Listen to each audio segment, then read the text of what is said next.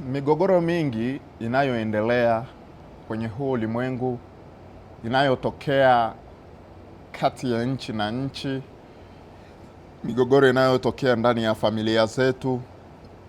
Ingawa mimi sio mshauri nasaha wa ndoa, lakini hata kwa wanandoa pia, migogoro inayotokea ndani ya kanisa inasababishwa na ubinafsi. Ubinafsi ni kitu ambacho kinasababisha migogoro itokee na inafanya kazi ya Mungu isisonge mbele. Utakubaliana na mimi kwamba kwenye familia zetu, mimi nimetoka kwenye familia za kimaskini na hiki kitu nimekishuhudia. Kwenye familia kuna mtu ambaye Mungu amembariki na amefanikiwa. Na Mungu anapombariki amefanikiwa, huyu mtu ndo anakuwa final say, yani ndiye anakuwa na kauli ya mwisho ya kuzungumza. Na ikitokea mkifanya jambo fulani hamjamwambia, ina maana hilo jambo litarudiwa. Na kama hilo jambo halirudiwi, maana yake ya kuwa mkihitaji msaada wowote kutoka kwake, hawezi akasaidia. Aidha mrudie mpate wazo lake ili asaidie, au muendelee kivyenu vyenu. Na haya mambo yanatokea pia kanisani. Lakini nikwambie tu ukweli ya kwamba hata pale ulipo ni kusudi la Mungu. Mafanikio ambayo Mungu ametubariki tusitumie kama njia ya kuwanyanyasa watu wengine. Maana hili ndilo lililomfanya Lucifer kutupwa kutoka mbinguni na kuja hapa duniani.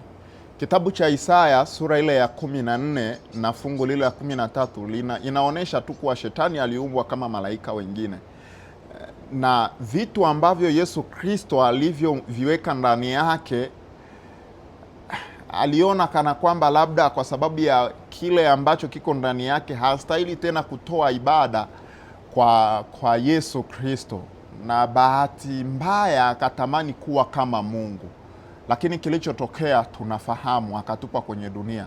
Shetani anaendeleza mpango huo kupandikiza kwenye maisha ya wanadamu, ili wanadamu waangamie na waanguke kama yeye alivyoanguka. Nisikilize tu nikwambie, maisha ni mazuri tukiwa na Yesu Kristo. Maana mwanadamu siku zote anatamani vitu vilivyo vya juu sana, na ni vizuri, sio mbaya, lakini tambua ya kwamba amani ya kweli na furaha unaipata kwa Yesu Kristo.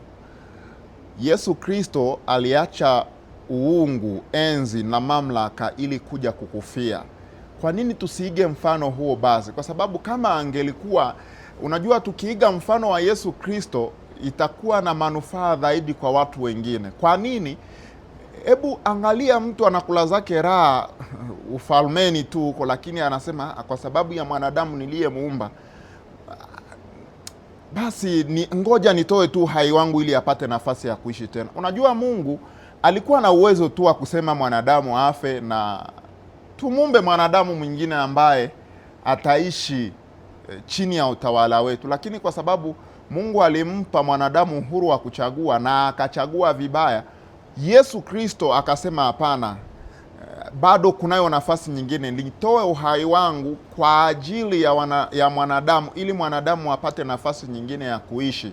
Huo upendo ni upendo ambao hauhesabiki, na ndio upendo ambao tungetakiwa tuwe nao katika jamii yetu. Unajua, watu wanatamani yani hata wewe ufe tu ili wamiliki vitu ulivyo navyo. Hilo silo kusudi la Mungu na sio roho nzuri kwenye maisha yetu. Yani unajua, migogoro haitokani tu na watu kuwa na mafanikio. Migogoro inaweza ikatokea hata kwa wale walioko chini, wakatamani wewe uondoke, labda wewe ndo unasababisha mambo yao hayaendi, kumbe sio kweli. Lakini pia na wewe unaweza ukawa uko kwenye hali ya juu, ukasema bila mimi mambo yao hayaendi. Sio kweli. Bila wewe mambo yanaweza yakaenda ya kimungu, kwa sababu mambo hayaendi kwa sababu ya uwezo tulionao. Injili haitangazwi kwa sababu ya mafanikio na utajiri tulionao, bali Roho Mtakatifu aliyoko ndani yetu na ambaye Yesu Kristo alituachia ili kutufundisha neno la Mungu, ndiye anaiendeleza kazi ya kutangaza Injili. Maana hata mimi nisipotangaza, wapo watu watakaotokea watatangaza. Nikiwa ninasoma historia, mwaka 1840 inamzungumzia William Miller ambaye ni mkulima, hakuwahi kusomea Biblia, lakini alitangaza Injili na Injili ikapokelewa. Hii inanionyesha ya kuwa yaani Mungu anaweza akamtumia mtu tusiye mdhani na kazi yake ikasonga mbele. Ili tuepuke migogoro, tuondoe ubinafsi na wivu, ili tufanye kazi kwa ushirikiano, na mafanikio yataonekana ndani yetu kwa sababu tumeiga mfano wa Mungu. Nitakuonesha kwa nini nimesisitiza sana pale. Mimi ninapenda sana Biblia kwa sababu Biblia inanipa mwanga wa kujua kila kitu kwenye dunia. Kitabu cha Yakobo sura ya 3 na fungu lile la 13 inasema hivi: ni nani aliye na hekima na ufahamu kwenu?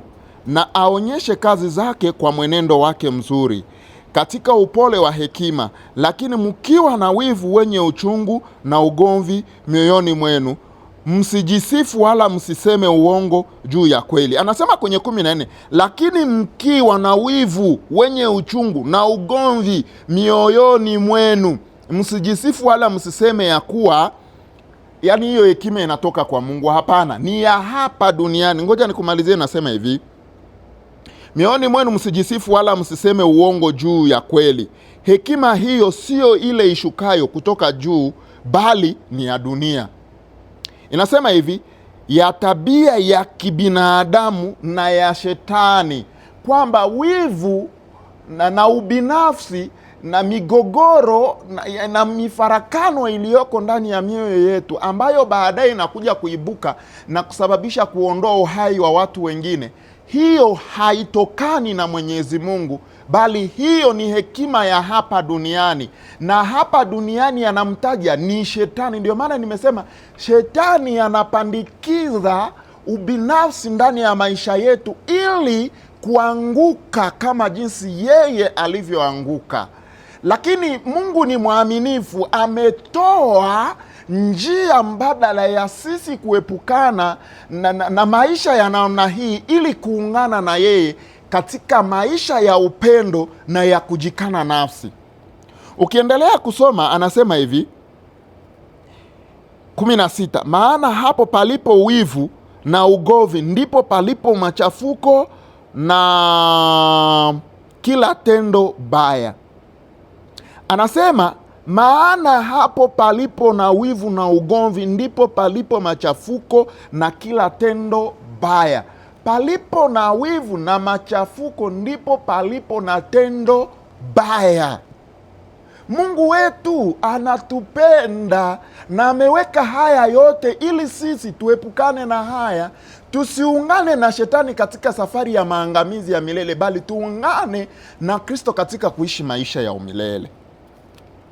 Anasema hivi katika 17, lakini hekima itokayo juu kwanza ni safi, tena ni ya amani, ya upole, tayari kusikiliza maneno ya watu, imejaa rehema na matunda mema, haina fitina, haina unafiki, na tunda la haki hupandwa katika amani na wale wafanyao amani. Hekima ya kimungu inahitaji amani. Roho Mtakatifu anahitaji tuwe na uelewano katika safari yetu ya hapa duniani.